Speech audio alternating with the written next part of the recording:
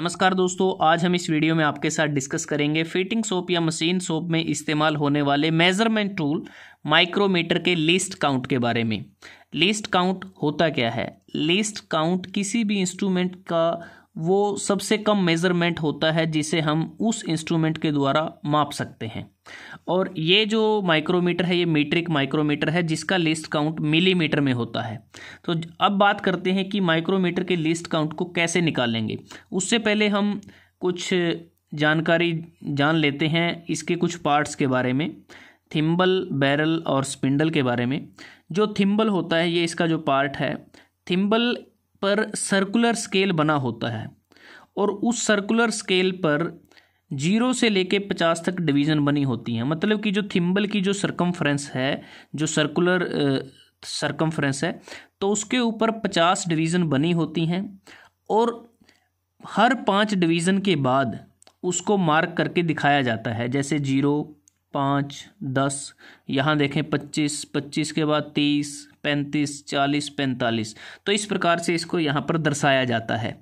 और थिम्बल के बाद है बैरल, ये वाला पोर्शन। बैरल को हम स्लीव भी कहते हैं। तो बैरल के ऊपर क्या है कि इसका मेन स्केल बना होता है और इस पर जो डिवीज़न है वो 0 से लेके 25 mm तक होती हैं। और बैरल का अगर ये मेन स्केल अगर हम इसको देखें, इस पे क्या है कि इस पे अपर ग्रेजुएशन है और लोअर ग्रेजुएशन है। अपर और लोअर ग्रेजुएशन के बीच में एक रेफरेंस लाइन या डेटम लाइन बनी हुई है। जो अपर ग्रेजुएशन है 0, 1, 2, 3, 4, 5 इस प्रकार से है। मतलब कि 2 डिवीज़न के बीच 1 mm का डिफरेंस होता है। तो मतलब क्या, ऊपर तो हम पूरा mm पढ़ सकते हैं, 0, 1 mm, 2 mm, 3 mm, 4 mm, 5 mm इस प्रकार से।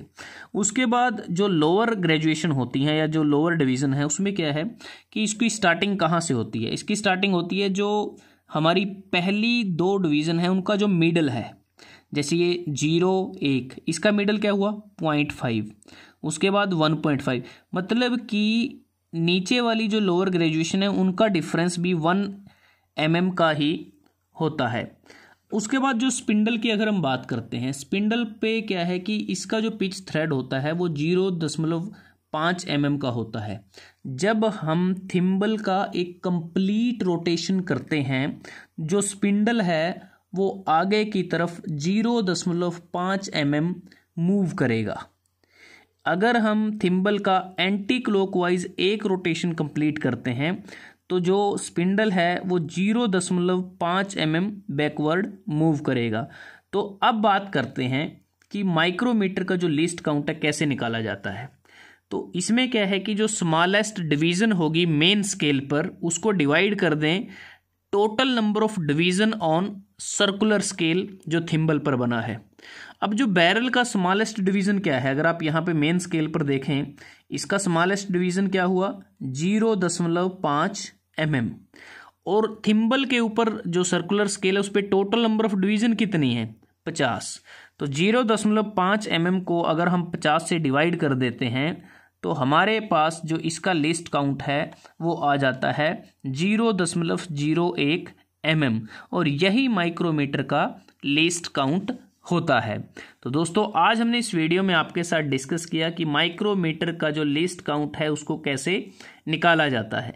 अगर आपको ये वीडियो अच्छा लगा, आप इसको लाइक कर सकते हैं, शेयर कर सकते हैं अपने दोस्तों के साथ, स्टूडेंट्स के साथ। तो जल्दी हाजिर होते हैं एक नए वीडियो के साथ। तब तक के लिए धन्यवाद। आपका दिन शुभ रहे।